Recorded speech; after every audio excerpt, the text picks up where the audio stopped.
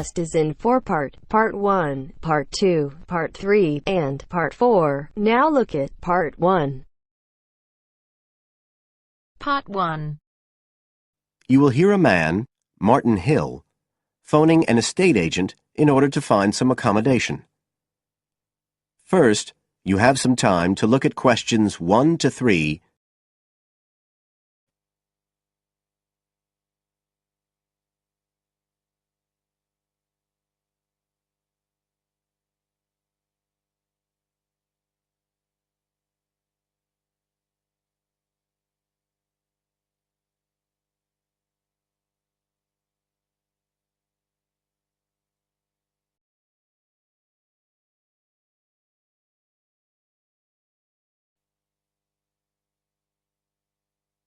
Now we shall begin. You should answer the questions as you listen, because you will not hear the recording a second time. Listen carefully and answer questions 1 to 3.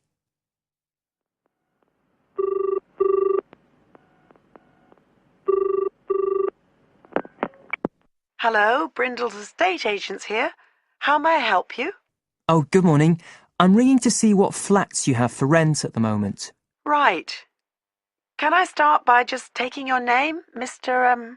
Hill. Martin Hill. Right. And are you looking for a flat for yourself or, a family, perhaps? Well, it's for 3 of us, myself and 2 friends. We're going to share together. I see. What about employment? Are you all students? Oh, no, we've all got full-time jobs. 2 of us work in the central bank, that's Chris and me, and Phil, that's the other one, is working for Hallam Cars, you know, at the factory about 2 miles out of town. I'll put you down as young professionals then. And I suppose you'll be looking for somewhere with 3 bedrooms? Yeah, at least 3. But actually, we'd rather have a 4th room as well, if we can afford it. For friends staying over and stuff. Is that with a living room to share, plus kitchen and bathroom? Yeah, that sounds good. But we must have a bathroom with a shower. We don't mind about having a bath, but the shower's crucial. OK, I'll just key that in. And are you interested in any particular area? Well, the city centre would be good for me and Chris, so that's our first preference. But we'd consider anything in the west suburbs as well, really. Actually, for Phil, that'd be better, but he knows he's outnumbered. But we aren't interested in the north or the east of the city. OK, I'm just getting up all the flats on our books. Now you have some time to look at questions 4 to 10.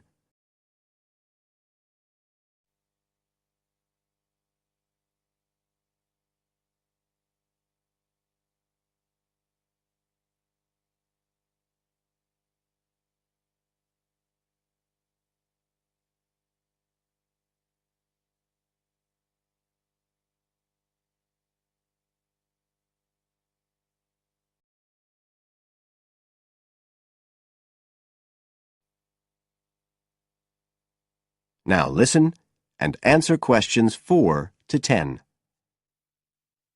Just looking at this list here, I'm afraid there are only 2 that might interest you. Do you want the details? OK, let me just grab a pen and some paper. Fire away. This first one I'm looking at is in Bridge Street and very close to the bus station. It's not often that flats in that area come up for rent. This one's got 3 bedrooms, a bathroom and kitchen, of course, and a very big living room. That sounds a good size for you. So what about the rent? How much is it a month? The good news is that it's only £450 a month. Rents in that area usually reach up to £650 a month, but the landlord obviously wants to get a tenant quickly. Yeah, it sounds like a bit of a bargain. What about transport for Phil? Well, there'll be plenty of buses, so no problem for him to use public transport. But unfortunately there isn't a shower in the flat, and that location is likely to be noisy, of course. OK, what about the other place? Let's see. Oh, yes. Well, this one is in a really nice location, on Hills Avenue. I'm sure you know it. This looks like something a bit special. It's got 4 big bedrooms and, there's a big living room. And, oh, this'll be good for you, a dining room. It sounds enormous, doesn't it? Yeah, it sounds great. That whole area is being developed, and the flat's very modern, which I'm sure you'll like. It's got good facilities, including your shower, and of course it's going to be quiet, especially compared with the other place. Better and better. But I'll bet it's expensive, especially if it's in that trendy area beside the park. I'm afraid so. They're asking £800 a month for it. Whoa, it sounds a lot more than we can afford. Well, maybe you could get somebody else to move in too. I'll tell you what, give me your address and I can send you all the details and photos, and you can see whether these two are worth a visit. Thanks, that would be really helpful. My address is flat 5.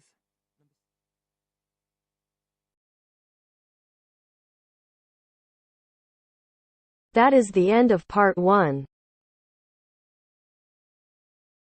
You now have half a minute to check your answers.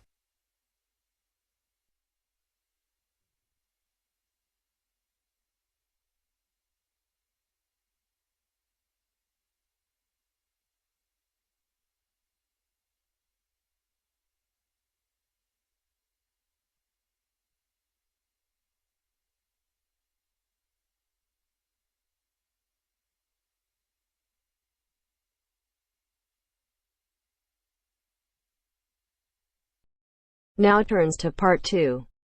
Part 2. You will hear a presenter on a radio phone-in show. The presenter is talking to a woman who was bitten by a poisonous spider. First, you have some time to look at questions 11 to 15.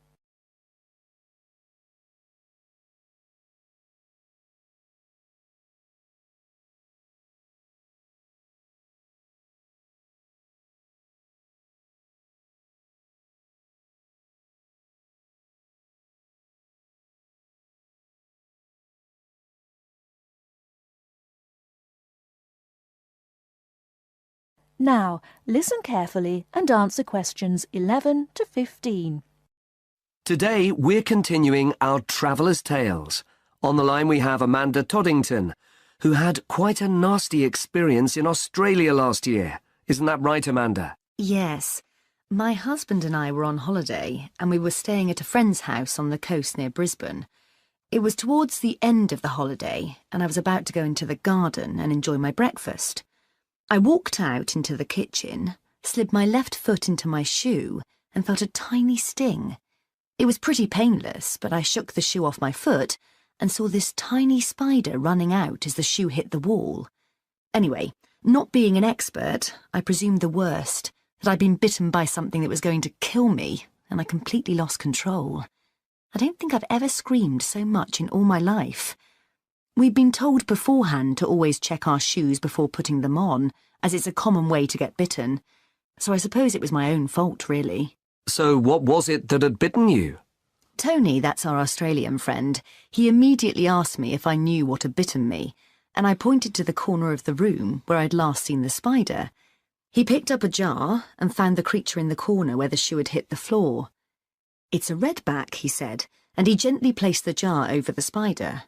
The funny thing was, we'd been talking about some of the creatures we needed to be careful of a few days previously, and as he said the name redback, the conversation came flooding back to me. In particular, the fact that the bite can be extremely painful. I've found out since that the redback is from the same family as the black widow spider, and it's the female that does the damage, which it turned out was what I'd been bitten by. You must have been absolutely petrified. You can say that again. I remember feeling quite confused. I wasn't in a great deal of pain to begin with, and yet I could see from our friends' faces that they were concerned. Tony explained that the venom or poison of the bite spreads quite slowly, so the pain doesn't feel too bad at first. Gwen, Tony's wife, brought an ice pack, and Tony held it against the bite to make it less painful. Apparently, you're not supposed to put a bandage on the area, as this can make it hurt even more. Tony tried to put my mind at rest by explaining that this was quite a common bite, that the hospital would have an anti-venom, and that everything would be okay. but I was beginning to panic. We were flying back to the UK the next day, and I really didn't know what to do. Before you hear the rest of the talk, you have some time to look at questions 16 to 20.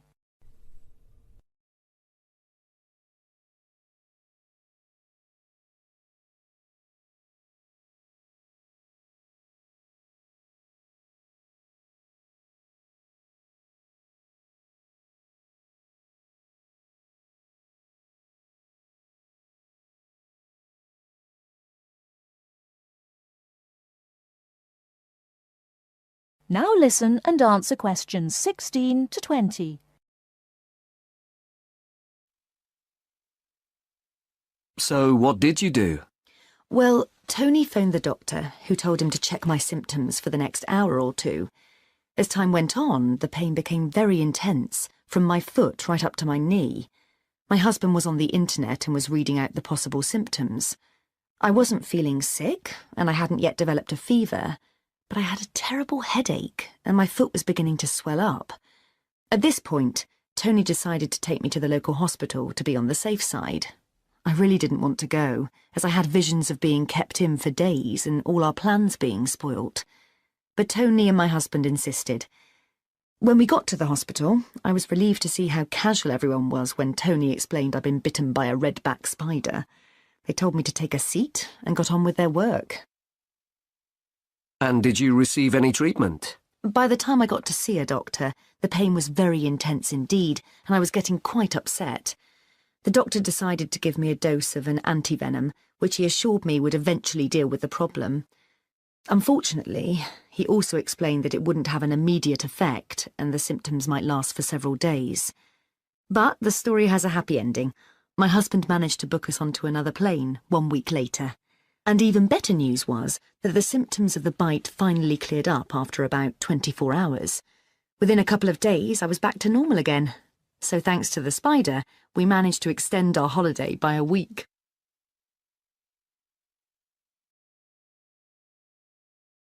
That is the end of part 2. You now have half a minute to check your answers.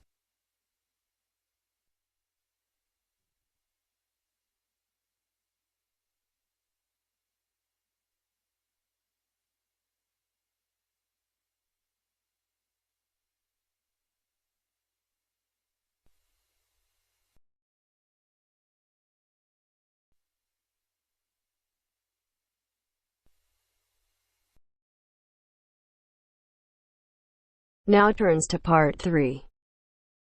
Part 3. You will hear some students talking about their studies.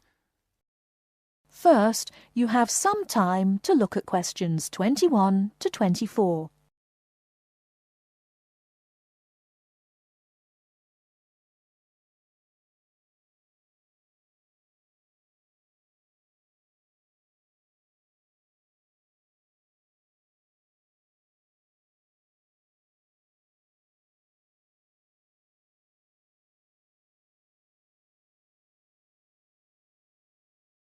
Now, listen carefully and answer questions 21 to 24. It was packed. There simply aren't enough seats in Theatre 4. There were people on the stairs, people in the aisles. I don't imagine everybody was able to get in. Was Jack with you? No, of course not. I saw him with a pile of journals in the library as I walked past. You haven't seen him because you've been in here, in the kitchen, drinking coffee all morning, whereas he has been studying hard. Not me. I've been in my bedroom reading for my assignment on education in the classical world. Very interesting. It was easier than I expected. I should have been at the gym training for my next race, but that'll have to wait. And did you find your first lecture interesting? Absolutely fascinating. We talked about this experiment. If you show a child a litre of water in a bucket and show him a litre of water in a tall container, he always thinks that the higher, taller but narrower container has more water in it. Hold on, what do you show him? Right. You show him two things. A bucket with a litre of water in it, and also a tall glass vase-like thing or any tall container. This also has a litre of water in it. Now, He will say that the tall thing has more in it than the short fat thing, that is, the bucket. And all children will say this, that is, up to about 5 years of age. You can then actually pour a litre of water from the bucket into the taller, narrower container, and the child will still say that the tall container contains more water, even though he's just seen the water come out of the bucket. And what's the point of that? Is it about measurement? No, it showed how children are quite unable to think logically. It's connected with my assignment. It's about cognitive development of young children over time. That's to say, it's about how they think. But didn't you do that assignment last year? No, I didn't. You see, I missed out on the first year when I changed subject.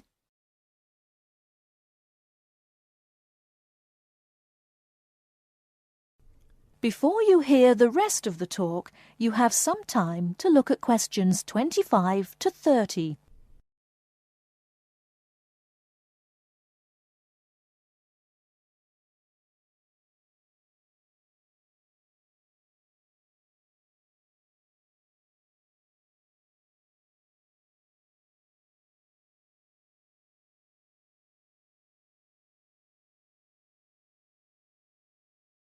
Now listen and answer questions 25 to 30.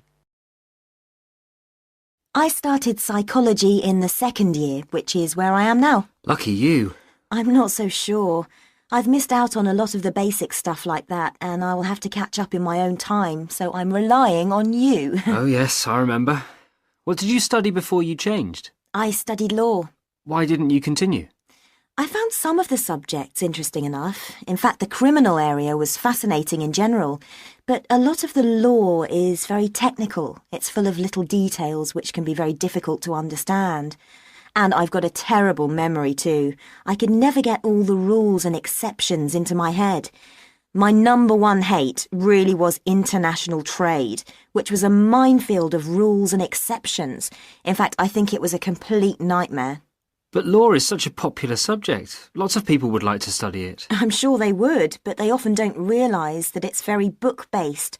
You spend most of your time reading about famous cases sitting in a stuffy library, and very occasionally you get out to a lecture or maybe a seminar. What do you find that's better about psychology? Most of all, I like the experimental psychology we have to study. This involves doing something, so it's practical, and with any luck you can make a small, very small, contribution to knowledge. And it is so useful in many careers, for example, business, commerce, education. Law is too, you know. Yes, but the training is so long. You have to spend at least another 2 years on a professional practice course before you can start working. No, I'm happy with psychology. Well, as a psychology student too, I must say I agree with absolutely everything you've said, of course.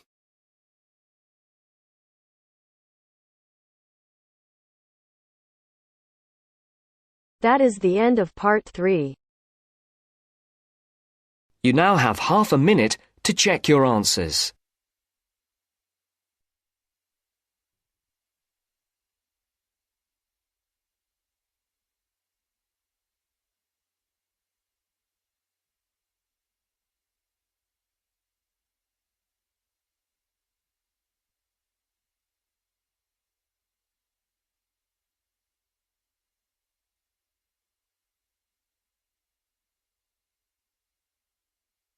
Section 4. You will hear part of a lecture on cities of the future. You now have 30 seconds to read questions 31 to 37.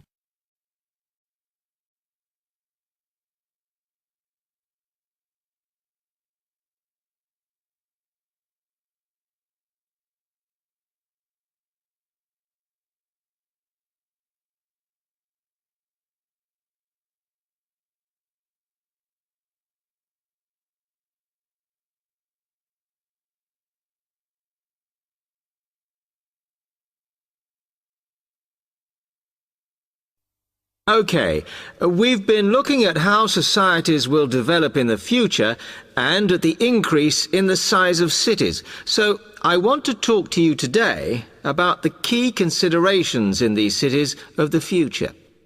There are 3 key elements I want to look at, and these are the new features they will have, issues of size, and the main problems to be considered. First of all, individual transportation will be a big factor in these new megacities as public transport becomes unmanageable. There'll be a huge rise in the use of segways, which are personal transporters like motorized scooters. As a result, and partly also to reduce pollution, roads will be altered so that they are narrower and will take up less of a city's space than they do currently. Naturally, this is a major change to the infrastructure, and something that may hinder it is the huge amount of investment it will require. The next thing is, what is going to happen to the commercial areas? We do not want these to become even larger concrete jungles than they are at present, so we have to look at design. And current designs for city development include building gardens on the roofs of these buildings to make a more pleasant environment for workers. And you may think that these areas will expand to cope with increased commercial activity. In fact, the prediction is that they will cover 1/5 of the area that they do at present as we build upwards. The exception to this is shopping centres, which we predict will expand with more and more temperature-controlled malls. What may cause difficulties is that the superstores will be confined to the outer edges of the city, as they will be too big to fit into the new malls. Then, of course, there are the residential areas, and these will undergo their own changes. One particular development will be houses which are built from glass, as innovations in this material allow it to provide light without causing problems with temperature inside a building. The residential areas will not be allowed to expand without limit, as happens in some areas at present, and their size will be restricted to a population of 15,000. One issue, which has yet to be resolved, and I'm not sure it ever will be, is how we manage to house older residents. They will be increasing in numbers as time goes on. Finally, how will these cities live? We know we have limited energy sources, so what will we do? Well, something currently in development, which will be a feature, is that waste is going to become an energy source. For example, to provide gas in homes. Also, as new technology and systems are developed, we will find that energy plants will become smaller. Another energy source we could use, but one which raises issues of having enough space and too much noise, is wind farms. Because of the problems, I'm not convinced these will be the grand solution to our energy problems that we thought they were going to be. You now have 15 seconds to read questions 38 to 40.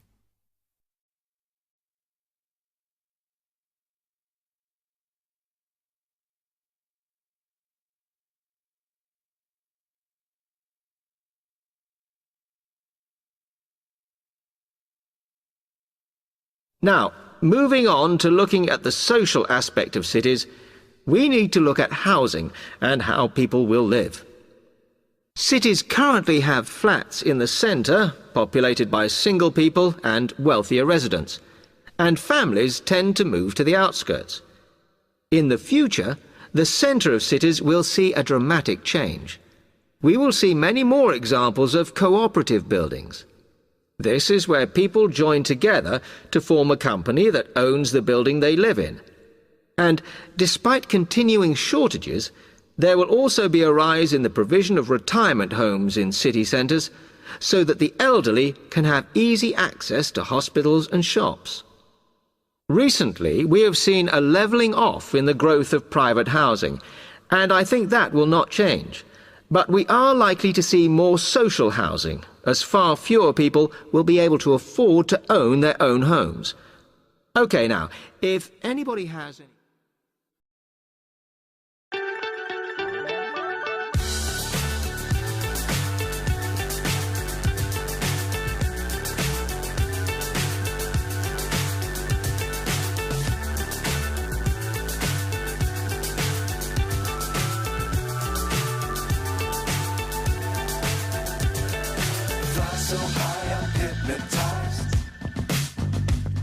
What's up is down, what's left is right. Chasing stars and holding you. I can't see the end, but we'll see it through.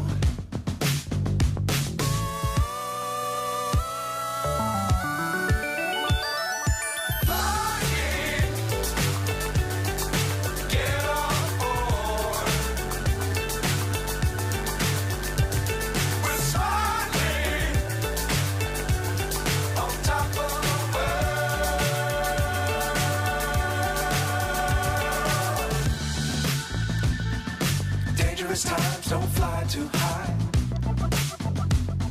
Be sure to keep the ground in sight. Fly forever if you keep it tight. Love the world, but keep the sky on your mind.